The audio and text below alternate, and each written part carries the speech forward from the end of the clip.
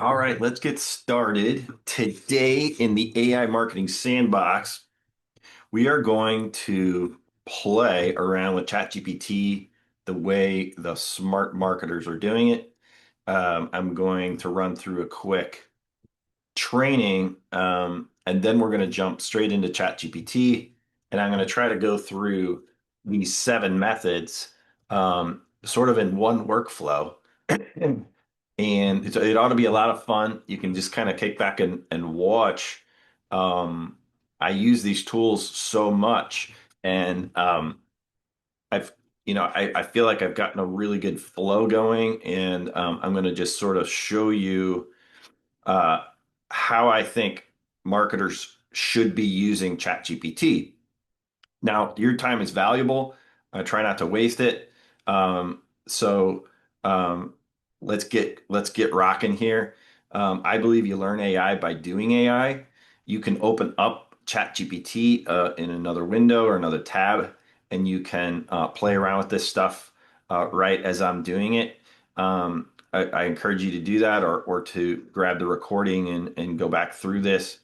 But the first thing I want to teach you, because so much of what I'm going to be teaching about today comes back to one basic understanding of really what makes AI work, and that is context and memory. All right. So, how do we manipulate and control context and memory in an AI system?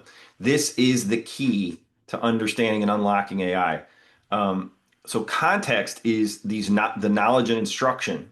It's the information that the AI is holding at any one time during, when you're using it. And so it informs and guides that AI's understanding. And there is this thing called the context window. And you've probably heard of it. If you haven't, that's okay. We're going to learn all about it today. But really diving into how the context window works is really the key to this whole thing. And the context window is this finite, um, essentially container of context, right? So it can only hold so much. So we know that the AI models have taken in all this information from the internet. Like you've heard it, right? Like they went and scoured the internet and pulled all of these, all the text and video and images that they could into this model. And let's call this part of the AI the base knowledge of that AI. Okay, so it has this base knowledge. So if you ask it about who won the World Series in 1968, it's going to know the answer to that. If you ask it how to plan a webinar, it's going to know that too, right? Because it just took all of this information in and put it into its base knowledge. That is important to understand. Second, though, is that there is this other part of the AI's brain, if you will, called the context window. And this window is limited. So we limit the context window using something called tokenization. And tokens are just pieces of data. If you want to just simplify it down, think of one token as one word, right? It's not quite that simple, and everything can be tokenized, right? Video can be tokenized, images can be tokenized, but it's really a way of measuring how much input data there is to tokenize it. And stick with me here. I know this, some of you might be thinking, well, this is really boring, but stick with me because this is really the key to unlocking this stuff. So there's a limited number of tokens that these AI systems can hold in its brain. So think about the context window and the tokens that are in it as the AI's short-term memory. It's like what's in that memory right now that I can talk to it about. And when the AI reaches a limit in that context window, it kicks out the oldest tokens, right? So, if you talk to it today, those tokens are there, right there, the most fresh tokens in its context window. And as you keep talking to it, those tokens that are getting older get closer and closer to the, end of the conveyor belt where they're going to get booted out. So really, spend some time understanding what I'm going to be talking about today, because almost all of the stuff that I'm going to do today comes back to understanding what I'm talking about here. So, Here's what's important is we have no control over that base knowledge, right? The AI went out and scoured the internet. They put it all into this base model, whether it's Gemini or ChatGPT or Claude or whatever it is. It has this base knowledge. We have no control over what gets put in there, right? Or how it's put in there. But we do have control over the context window. So we have control over what goes into this context window. We have no control down here in the base knowledge. We have ultimate control up here in terms of what do we want this AI to know and be thinking about right now. So really important. So the base knowledge is static. All right. So you can't change it. It's there. The context window is dynamic, right? So we can move things in and out of that context window. So just to demonstrate a little bit. So if I go over to ChatGPT and let's just turn on ChatGPT 4.0 so we have ultimate speed here. And I say, who won the World Series in 1968? So this is more of a stupid question here, but just to demonstrate. So that is a set of tokens, and this is a set of tokens coming back. Okay, so we put a prompt in and we got a response. If I talk to it some more, there's going to be more tokens going in, and that stuff is going to start going into that context window. So this AI is like, oh, you want to talk about baseball? You want to talk about 1968 World Series? It's getting context about where are you going with this conversation. So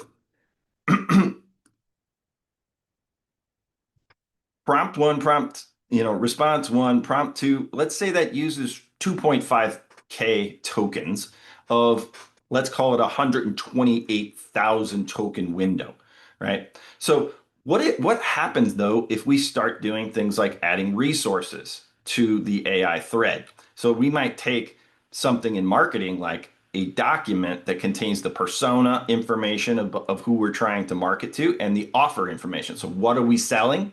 Who are we selling it to? We might take those two documents and stick that into its brain and pop that into the context window. And maybe now we're using like 15,000 tokens, right? So we have a big context window. These and the models are just creating bigger and bigger context windows. Gemini has, for example, 2 million token context windows in some of their models. So, but it's really important to understand that when I take these documents and I put them in there, now I've got an AI that's thinking that doesn't, it knows so much. It's so knowledgeable and so incredibly knowledgeable. More knowledgeable than you or I could ever be in 1,000 lifetimes. But it doesn't know anything about what you're trying to do. It doesn't know anything about your business. It doesn't know anything about what you sell, who you're trying to sell to. So you want to take that context window and you want to drop in there what you want it to know in order to complete that task. So today I'm going to be demonstrating a whole bunch of things in ChatGPT, but a big underlying concept of using AI properly as a marketer and a business person is that we want to incrementally introduce context when we need it and we want to bring things in. So you want to act more or less like a maestro using this concept that I call context chunking. So you need to become a maestro of using the context window of bringing in documentation and information, maybe that stuff that you created, maybe stuff that's data or whatever it is, or maybe stuff you had another AI create, and you bring that in at the right time to bring context to that AI. So the big key here, as you'll see me demonstrate today, is to become sort of a maestro of moving things in and out of that context window. So in the AI marketing sandbox, which is this training here, we are always working with real business situations, right? So we demonstrate real business situations. So let's say we have a client or an employer, or we own the business Panda Books. Okay, Panda Books is loosely based on, not even loosely, it's very closely based on the business Zero. I like this company. I use their software and I like their marketing. So I built a business called Panda Books. That's a fake business that we're going to be playing around with today. So Panda Books is a accounting software company. They're like QuickBooks or you know, or Zero or FreshBooks or any of these other ones. And your client wants more free trials. Okay, a big, sort of a common goal of all software as a service companies. Let's get more free trials. So that's what we're going to set out to work on today is getting more free trials. So today's task in the sandbox, increase the number of free trials for our Biz Panda package. Okay, so I've had Panda Books has a set of um, offers that they make to the market, and I've got that detailed here. Let's just close all that out. So I've got that detailed here. So one of the things that I think is you should take away from today is that you want to have a document like this one. Okay, and several of the documents that I'll show you. You want to have a document like this one that sort of just describes in a very clear way what do you sell, how much does it cost, do you have a guarantee, are there any bonuses or any of that stuff? And have a document like this that just lives in your Google Drive or on your even just sitting there on your desktop so that you can drag it into an AI context window for context. Because anytime we're working on marketing, we want to know what are we selling and who are we selling it to. There's no time when we would set out to work on any marketing where we don't know what we're selling or who we're selling to. Okay, we want to make sure we have those. And so what we want to do is document that stuff and keep these documents updated so that anytime we're working on selling something, we've got an offer document and we've got a persona document. So let's blow this one up for you guys too. Um, so we're going to be working on the Business Panda books. We are going to be trying to sell more of its package called um, Biz Panda. 39 bucks a month, unlimited invoicing, all of that stuff. And our goal in terms of marketing right now is to work on free trials, right? So can we get more free trials? And the person that we are marketing to is Alex, the small business owner. So it's just a simple persona document. You can use AI to help you build these documents, by the way, and I do a lot of training on that stuff. Um, but building these two documents, I call these the optimal primes. These are the optimal primes. In other words, prime the AI right away with, okay, here's what I'm doing. I'm doing this and I'm selling this and I'm selling to this person. If you bring that stuff into the context window when your marketing is going to get 8 bazillion times better, right? You're going to be much faster with your AI. You're going to get much better results with your AI. So the way we work in the sandbox is we have a certain amount of documents and stuff to work with, sort of like in the movie when was it Apollo 13 when they said, okay, the guys down on the ground to save the Apollo mission. We got to make this fit into this using only this. So we have a certain amount of stuff that we can work with or assets that we're working with to get the task done. That makes the sandbox a little bit more fun. And remember, we're trying to increase the number of free trials. So if you want to get access to the assets that we are going to use in today's training, you can go to jointheclick.ai/070925, and that'll give you access to all those assets. And it'll also give you access to this deck that I just went through in case you want to use some of the slides or review the slides. So jointheclick.ai/0709, let's see, what did I say? 070925. That's today's date. And I can drop the link in and if you want to just download everything all at once, you can click there and just click download and it'll drop all those documents into your downloads folder, including, well, I don't know what it does with the slide deck because it's a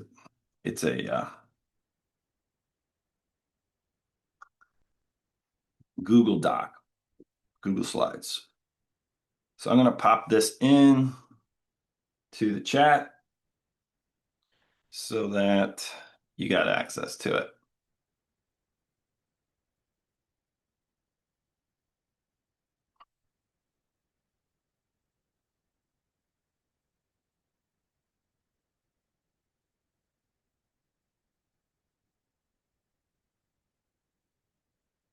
Okay. And I do, again, I believe that you learn AI by doing AI. And when I first got started, I was like, how do I get the documents that I need, the data and all of the stuff that I want so I can play around with this and like learn it?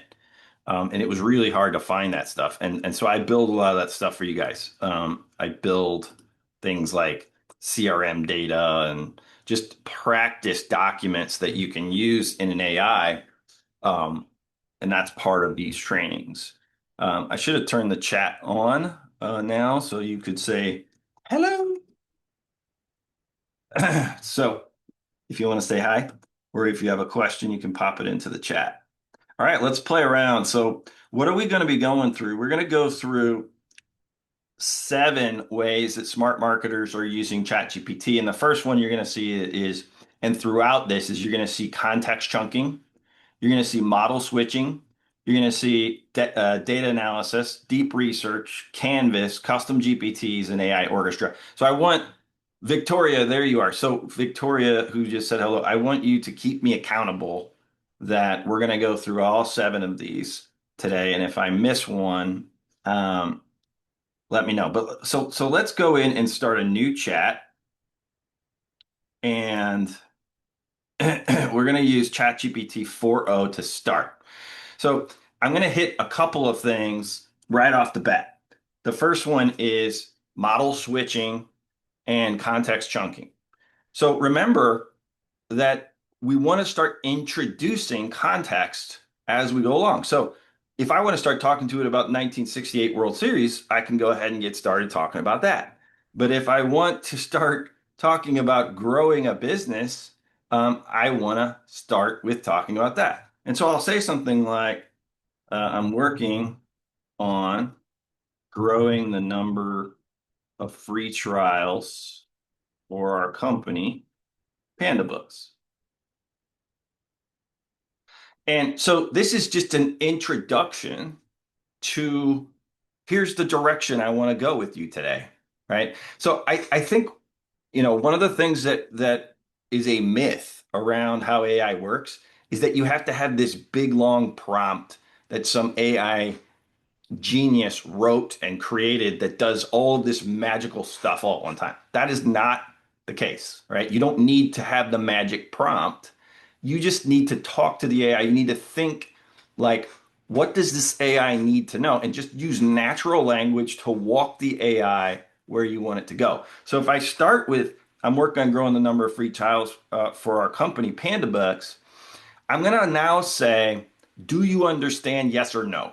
So now the reason I do that is because part of this concept of context chunking is that not only do we want to incrementally introduce context, but then we want to check the AI for its understanding. So we want to make sure it understands. But in this case, I don't want it to go start creating a plan for me, which is a lot of times what it'll do. It'll just run off and start to create this, try to solve the problem for you. So instead, I'm going to just say, do you understand? Yes or no. Now, when I say that, usually the AI is just going to go, yeah, I got it. Okay, it's going to be very brief. And I just want it to say, okay, so now I know that in its context window is one prompt and one response. And that prompt or response is heading towards where I want to go with this AI, right? Where I want it to help me work today. So the second thing I'm going to do is I'm going to go and grab this document. Okay, so I'm going to jump into this Google Doc here, my offer, and I'm going to download this document in a format that the AI can accept it. Now, it's these AIs change day to day, and maybe when you're watching this, there would be a really easy way for you to stick a Google Doc into the AI's context window. Right now, at least for me, I find that it's much easier and the AI performs better if I download it either as a PDF document, which is really easy to do and to understand. But bonus points, guys, if you download it as Markdown, all right? And I'm not going to stop here and teach you all about Markdown, but but if you want to use bonus points, download the Markdown version of it, and you can add Markdown uh, to your Google Docs. I can't remember where it is. Maybe somebody in. It's been a long time since I turned it on, but you do have to enable Markdown. But if you want to use PDFs, it's 100% fine. It's just that the AI reads Markdown a little bit better than it reads a PDF. It's not a big deal. You can learn about Markdown later. For now, use the PDF version. I'm going to use the Markdown version, and I'm going to go into my downloads folder here, and I'm going to grab this Markdown file. Okay, and I'm going to bring it in here as context. So I'm going to drag this offer document into, and what I'm going to say is this, I'm going to say attached is what we sell. So that's me saying, hey, here's some context. Now I want to check for understanding. I want to see if it really reads the document and understands it. I'm going to say summarize what you find. So summarize what you find is me checking for understanding. So now I'm dropping into ChatGPT 4.0 here. This offer document, remember, it contains all this stuff about what I sell, what are the features, what's it cost, what are the terms, what's the guarantee. Just there's no right or wrong way to create this document. The more thorough that you are about what you sell, the more information the AI has to work with. Now there is a limit to that. You don't want to create a document that's 50 or 60 pages long because the AI's context window just can't handle that, right? So maybe for an offer document like this, I would say it's a 2 to 3 page document that's extremely thorough about what you sell and what you do. And I do recommend that everybody have one of these. Like, what are you selling? And document that and keep it handy so that you can always drop it in to an AI so that it's like, okay, cool. Now I know. Now, not only am I insanely knowledgeable as an AI, but now you've dropped a very important document into my brain, which is here's what you sell. So now I can really start to help you. Okay, so you can see that it's getting all this right. It went in there, read the document, and there's the thing right there. Here's a little bonus tactic. I've been loving this lately.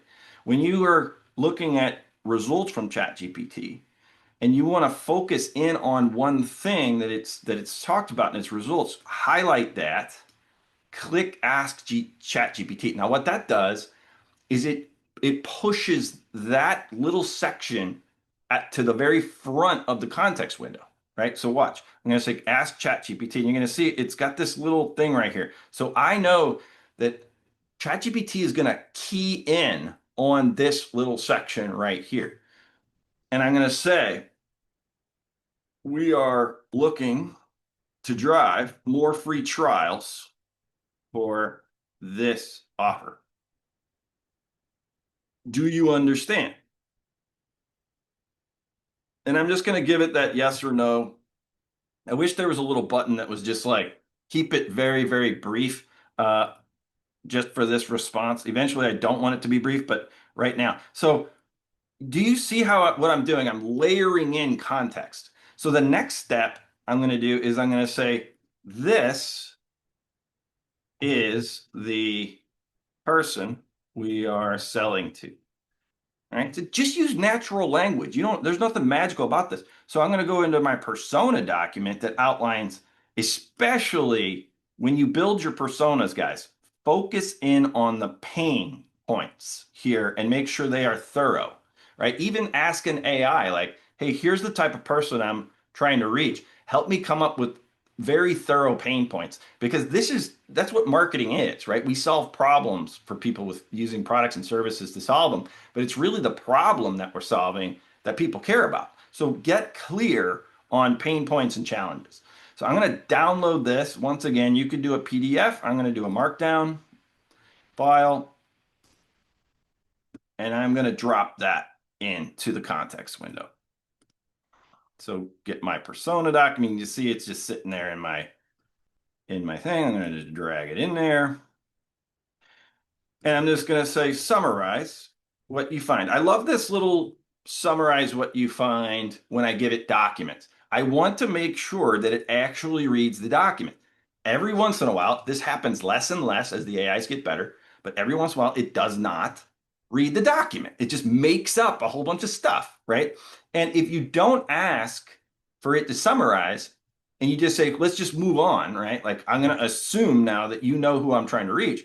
It may not have read that document, and so therefore that stuff is not sitting in that dynamic context window. So what I'm doing as I slowly start to layer this in is I'm starting to get this AI really ready to rock and roll and do some great marketing work. Because once I set this thread up the way I want it, I might work in this thread all day, right? I might be working back and forth, as you'll see today. We only have an hour together, but I might work. You could easily find yourself working all day inside of a thread like this, or even multiple days. So you can see we want to just kind of check through here and make sure that we've got the right persona. Okay, so yep. Okay, it looks like the AI absolutely read this document. Okay, so what have we covered so far? We've got context chunking for sure. We've been chunking in context. Let's go into some model switching. So let's talk about the different ChatGPT models. So right now I've been using ChatGPT 4.0, and even though there are 17 freaking models in here, there's only two models you need to care about right now, as of this recording. ChatGPT 4.0, that's for speed. Okay, so when we don't need this thing to really think that much, I mean, it's going to think plenty, believe me. It's an amazing AI, ChatGPT 4.0. But what we're really after is extreme intelligence and knowledge, but also speed here, right? Because we want that efficient answer.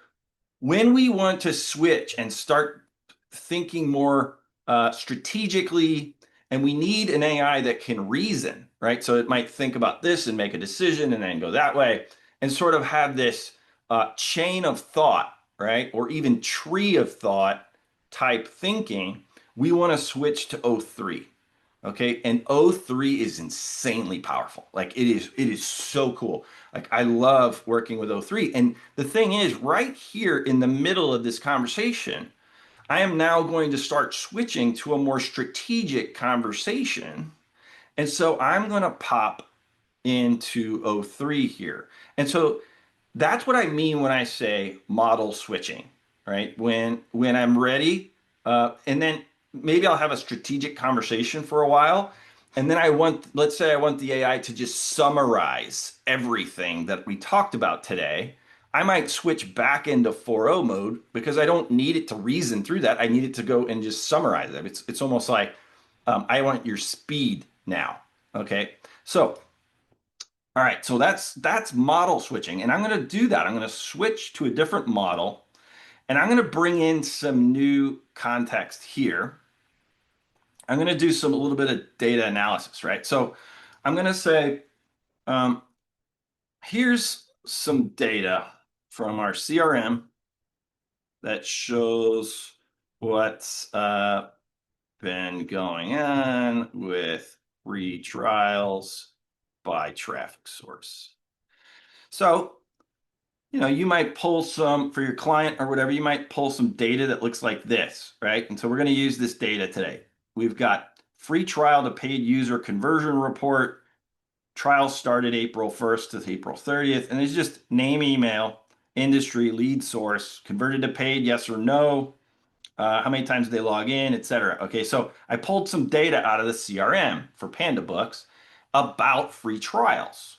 So I'm going to go ahead. This seems relevant, and so I'm going to download this as a CSV file because that's going to be the easiest way for this AI to chew through that.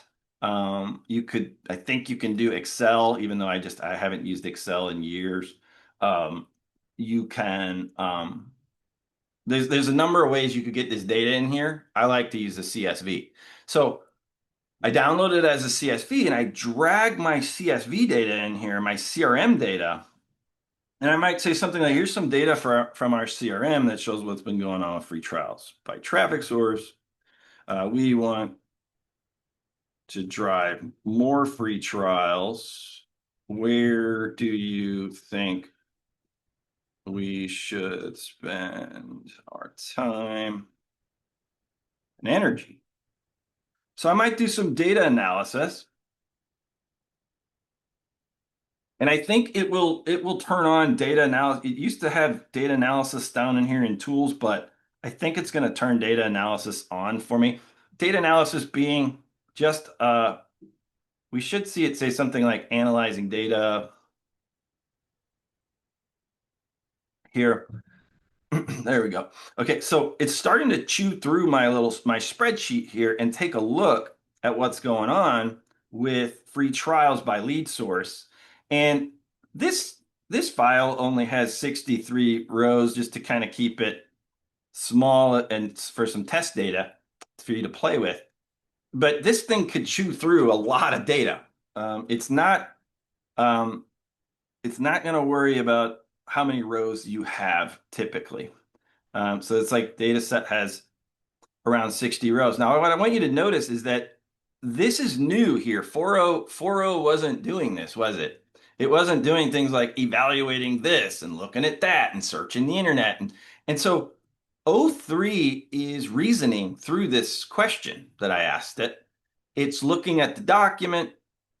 It's looking through it's analyzing that, it's making this decision, it's going over here, it's considering this, and whatever it considered there might cause it to think about something else.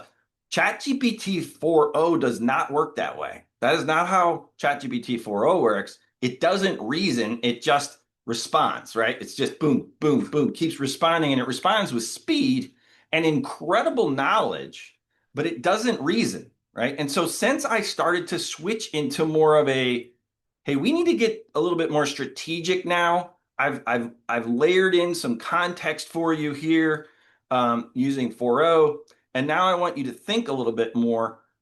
I'm going to give you some CRM data, and whoops, my alarm's going off. So I'm going to give you some CRM data. I want you to think through that. And so, okay, so it says based on this data, you can see free trial started on off of webinars as the traffic source. Is 35% of all trials started from a webinar. Where to focus next? Webinars. Biggest source of trials and perfect conversion rate leads are highly engaged. Make webinars a machine. Run live weekly evergreen replays. Okay, so it's like, here's where to focus. And so me as a marketer, I'm thinking, okay, um, webinars are really working for us. If we want more trials, maybe we're going to put more energy into these webinars.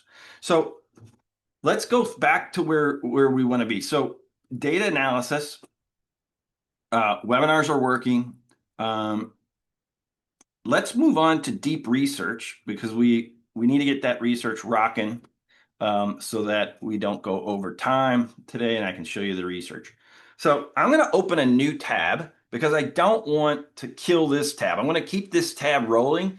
And if I run deep research, which I'm going to demonstrate to you next, if I run deep research on this thread, this thread's going to be out of commission for 20 minutes or so.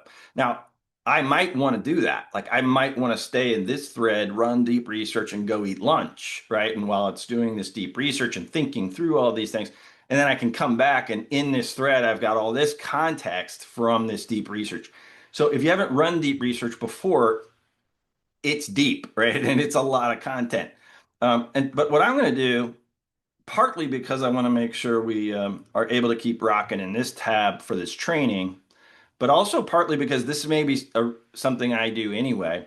I'm going to start a new tab and I'm going to say, um, we are working on a webinar series for the attached persona and let's see, let's just say designed to sell more of the attached offer to the attached persona. Build me a research plan to identify pain points and by scouring the internet for this persona, and then build an um, 8 week webinar plan, 1 webinar per week that is designed to be helpful to our persona. And so I'm just going to say stuff like that. And I'm going to drop my offer in here. I'm going to say, here's what we're selling. And I'm going to drop my persona in here. Let it read that and let it read this, which is to say, build me a research plan. So I'm going to ask the AI to build me a research plan. Now, I might have spent a little bit more time on this to make sure that it knows exactly what I'm trying to do here. But again, in the interest of this training, I'm just going to kind of let it rock from there. And you can see I'm using O3 for this because it's a thinking task, right? I want it to really think about, okay, I need to create a research plan. And so when I run deep research, I use the AI, I describe in natural language, like just using my voice, like what I want this thing to do. And then I tell it to build a research plan.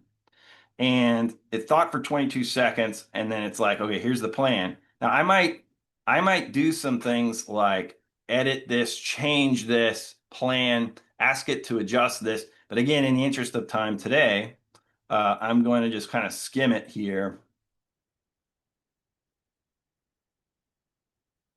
Okay. And it actually started to build this for me, and it's doing a pretty damn good job.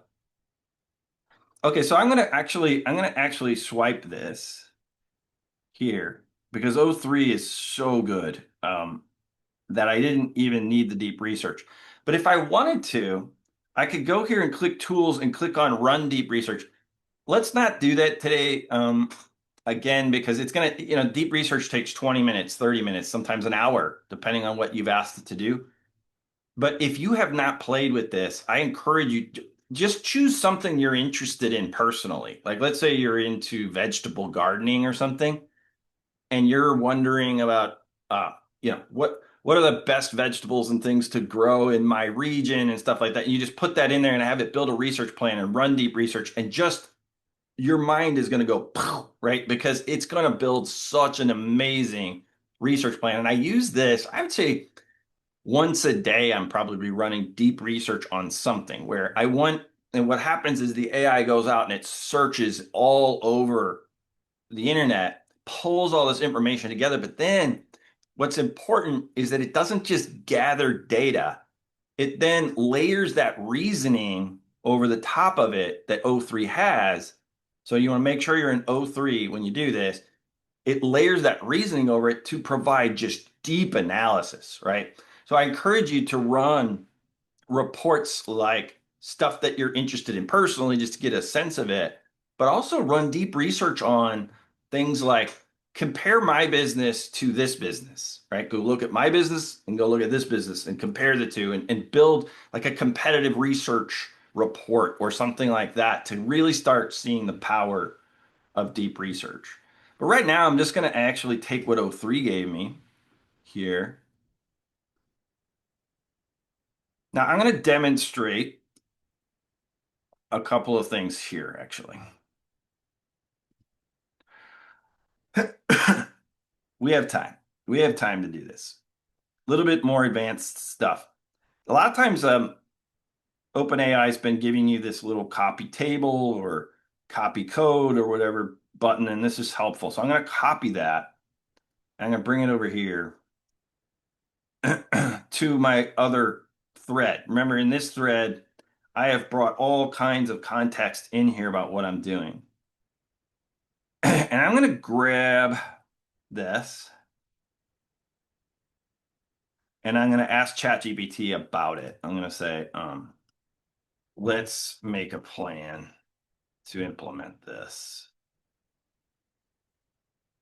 Here's some suggested topics, etc., for an 8-week webinar series. And I'm going to paste that in there. And a little bit of a technical thing here. This looks like it was pasted in here messed up, but it really wasn't. It was pasted in here as Markdown. So remember I talked about Markdown earlier. The AI, particularly ChatGPT, likes Markdown rather than, it can't read this very well.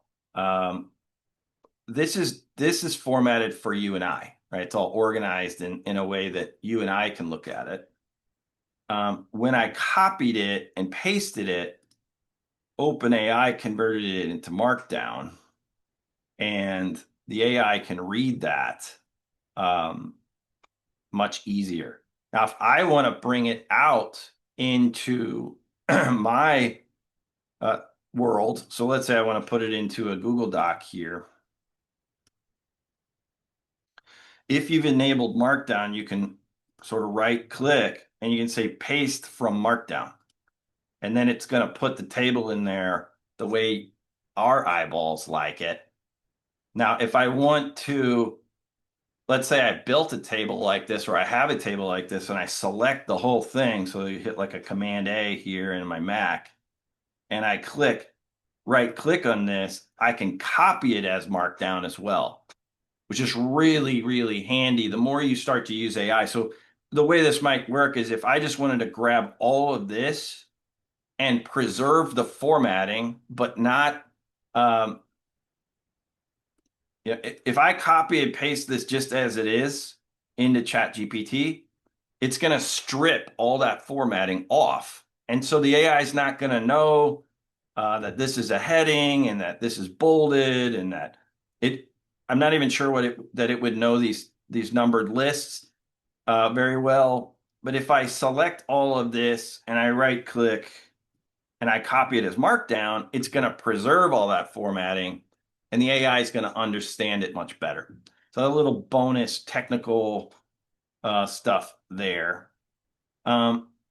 So I'm going to start out by saying, so I remember, like, in the context window, I went and grabbed this and highlighted it and said, ask ChatGPT. It pushed this into the context window.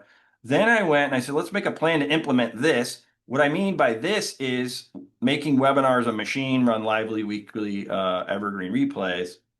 And then I said, here's some ideas. All right, so let's see what it does with that.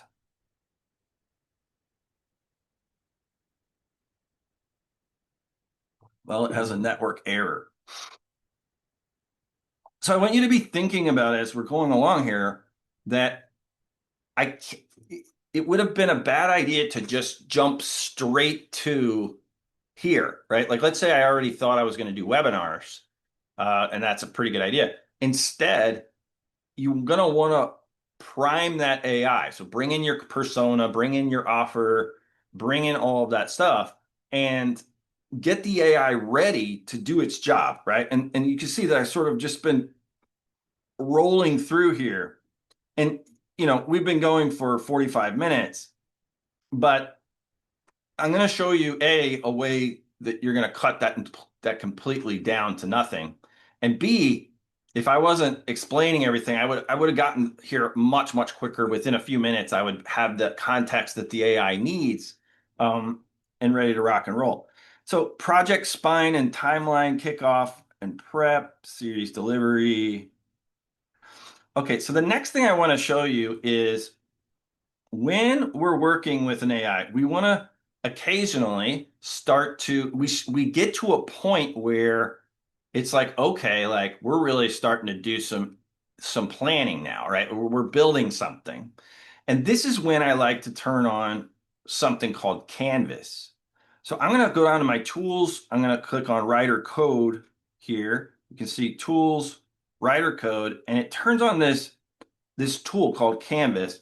And I'm going to say, put this plan into a canvas. Okay. So I turn on Canvas.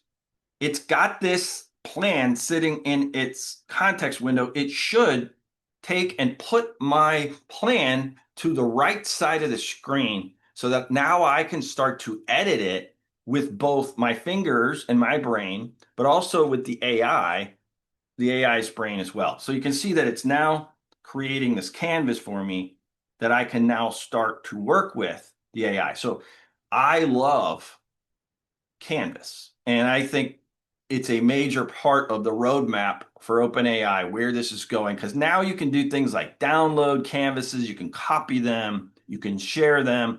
They're adding little bells and whistles until eventually they will have a complete, uh, Google Docs, Google Sheets, Google Slides type version over at OpenAI. That's my prediction, is that eventually you'll be able to save these documents in something like a OpenAI Drive. You'll be able to do all that. But right now, it's cool enough right here as it is. It works really, really well. So I can go over here now and I can start to make changes to this, but I can also say things like I can highlight this and I can ask ChatGPT, I can say, hey, expand on this. Or I can say, remove this, right? And it'll just take it out, right? So I love Canvas. And when we look along here, I can see that it did move everything over there for me. It's been getting really, really good at not messing anything up with this. All right. So again, in the interest of time, this is where I might spend another hour and a half finalizing everything, getting the plan together.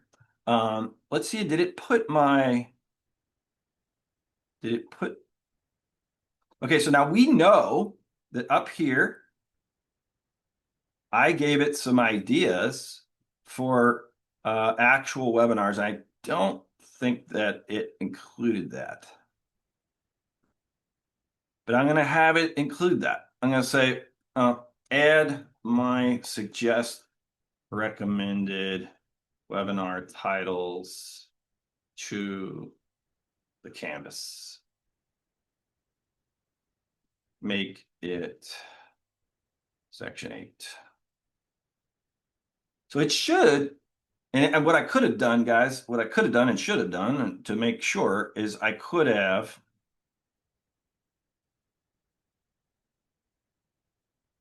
just copied this and pasted it back in down there. But hopefully, yeah, it did it. Okay, so it was able to go grab all that for me.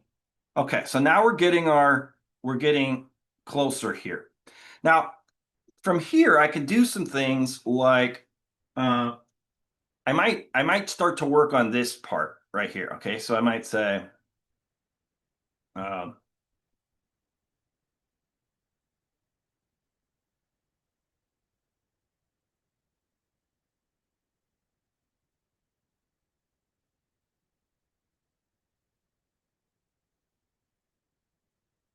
I say, hey, let's work on these titles. Are we really sure that we are really speaking to the pain points of Alex? And remember, I've already given this AI Alex.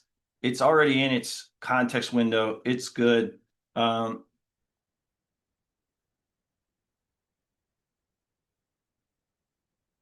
I might say something like that. Again, I can either be over here editing it myself, saying stuff like, well, I don't really like this one. I'm going to edit that. I'm going to change this one. I'm going to delete this one entirely. Think of this like a spreadsheet that's also hooked up to the intelligence that has all that base knowledge, and it also has all of that context that you've brought into this thread so far, right? It's a lot of power that you're bringing, a lot of know-how, a lot of expertise in the base knowledge, a lot of context and understanding of your business and who you're selling to and what you're trying to accomplish. And so it's going to come over here and it's going to do this work for me. And then I'm going to come back through and do some more edits. So I might spend, let's say, a couple of hours getting this exactly as I want it. Now, 10 minutes to go today. So Victoria, how am I doing here, Victoria? I've got Canvas. We didn't run deep research, so you have to sue me on that one. Let's move on to custom GPTs. Okay, so now that I might have spent an hour or so, let's say, working on this Panda Book webinar series implementation plan, what I want to do is I want to save this. I don't want to have to do this over again. And I'm going to want to work on this for the next at least 8 weeks, right? I'm going to be working on this project. So I'm going to build myself a custom AI that anytime I want to access it, it will have this entire plan already in its context window. So as soon as I start to talk to it, I don't have to do all of this stuff. I did it once. I got it the way I wanted it. I got this plan just as I want it. So I'm going to copy my canvas. I'm going to copy that. And I'm going to go over here and I'm going to say, thank you to ChatGPT o3 because I'm done using this thread. What I was headed towards is this implementation plan that I wanted. Uh, and now that I've got it, I'm sort of done with this thread. And I'm going to copy the thread's output, which is really this canvas. And I'm going to go over here and I'm going to go to GPTs. Now, don't get scared. This is not hard at all. I'm guessing about half of you have already done this. And you click on create. This is so easy to do. They make this so easy, but it's so powerful. So I'm going to click on create. I'm going to name this webinar planner. Plans, webinars for Panda Books. And then for instructions, I'm going to tell it who it is. I'm going to say you are a marketer that helps Panda Books plan, build, and execute webinars. Here is the webinar implementation plan. So what I'm doing now is I'm creating a permanent, until I want to delete it, I'm creating a permanent AI that understands, I know why it's doing that, that understands my implementation plan. Now you can see that I've put too much instruction in here, and that's basically because, I took this whole plan that we had and I popped it in there. I'm just going to delete some of this. What I would have to do here, I'm going to take one of the middle sections out. See if I can get under that 8,000 characters. There we go. What I would typically have to do here is take this over to a Google Doc and thin out these instructions because I can only have 8,000 characters in here. That's the limit. But now I have most of the plan in here, and I would have been much more discerning about what I removed because basically, think about it this way. I am creating a permanent memory for this AI. Okay, so I'm creating a situation where this AI has certain things that are just permanently sitting in there in that AI's memory. Now, the other thing I can do here is I can make attachments, okay, to this thing. So if I want to work on marketing with this thing, one of the things I might want to do is I can click on upload here. This is just like attaching files to an email. I click on upload files. And what do you think I'm going to bring in here? I'm doing some marketing, so I'm going to attach my offer and my persona to this AI so that I can access this offer persona whenever I'm speaking with my webinar planner. I might say, hey, let's go look at that persona one more time, or let's go look at the offer and really make sure that this webinar is set up perfectly to sell this offer to this person. But yeah, I've got my plan in here. So I'm going to go ahead and click create. And I'm going to say, I only want me to be able to use this one. I'm going to click save. That's it, guys. That's how you build a custom AI in ChatGPT. So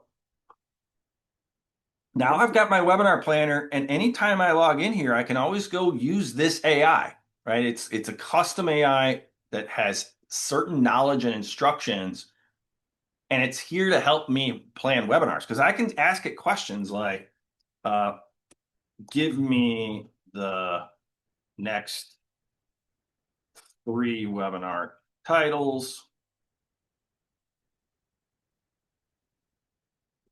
So hang on a second. I'm running out of power here.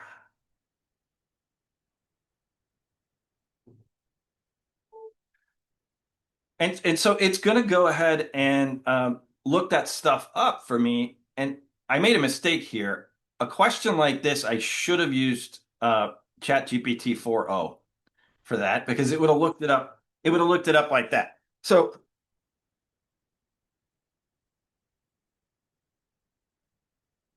okay, so I don't know why it thinks that week one, but you can see that if I go into the webinar planner here, this is how I access it, and I click edit.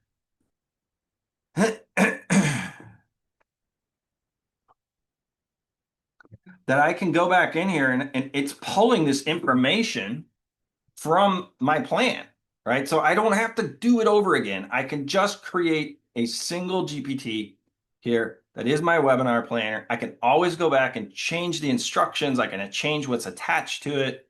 Let's see.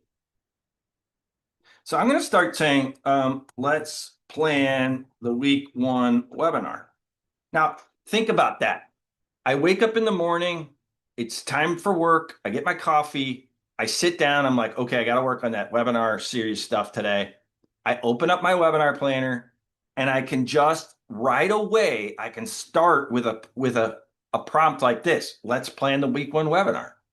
And because I've taken the time to build this thing, build the plan, put it in there so it has all that context, immediately I can get started today with planning this webinar. And I want you to be thinking about how could you start to apply this to your business, right? To your work. What GPTs need to be built?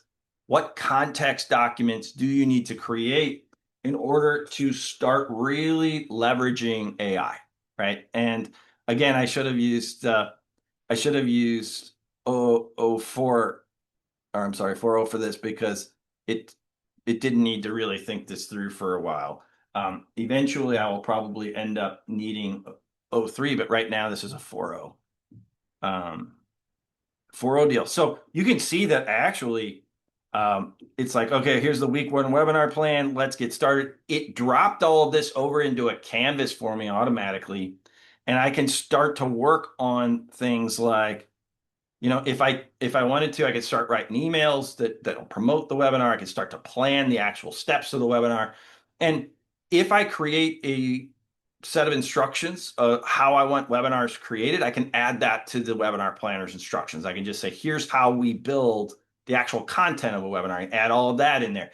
And I can start to create an AI that really can assist me in, I can become much more efficient and so much higher quality because I'm using the AI as a partner, right? Throughout my work. It's sort of weaving that AI's intelligence and speed and everything in. Last thing, 1 minute to go.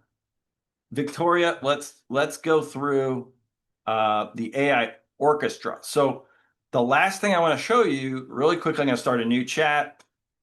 I might be saying, so it's like, what's on the agenda today? And I might be like, I'm going to turn on 4.0. I need to get busy on planning those webinars, setting up those webinars. Now here, I'm just kind of prompting the AI. Now it has no context here. And so it's going to sort of start to run off at the mouth. That's why I usually say, hey, do you understand? Yes or no. But I sort of started bringing this in with 4.0, and then here I can start to do things like call in my webinar planner.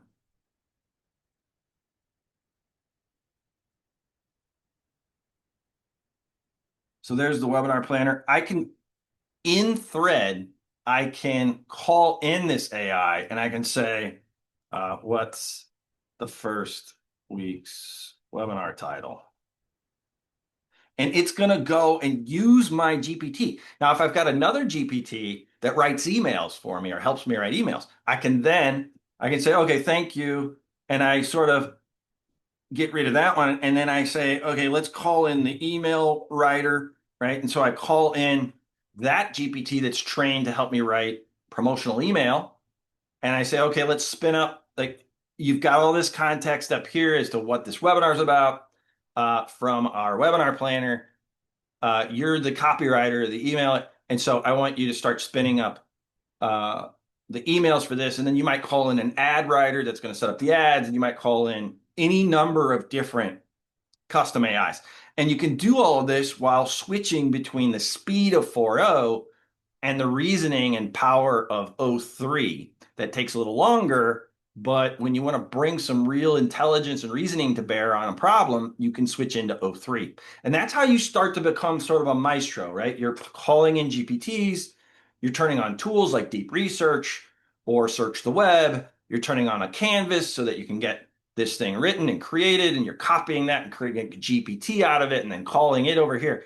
So I want you to take this recording and watch it again if you want. And I want you to take this set of processes and start to practice using AIs to sort of weave them in and out of your work throughout the day. I hope you got a lot out of this. Tomorrow in Builders Club, I'm going to be showing you how I build courses with AIs, particularly ChatGPT. I'm going to be building out a course that might take a couple of Builders Club meetings. Builders Club is for members of the Click Pro. You can go to jointheclick.ai/trial if you're not a Click Pro member, and join us tomorrow for Builders Club, where we're going to be we'll be doing something very, very similar to this, except we're going to be building courses. So if you're interested in building courses, join us. Go to jointheclick.ai/trial, start a free trial. And if you hate the Click Pro, then you can cancel before the 14 days are up. If you love it, you'll stick around and join us because there's a lot of power here. I hope you got a lot out of this one, and we'll see you tomorrow for those of you that are in the Click Pro. Bye, everybody. Bye.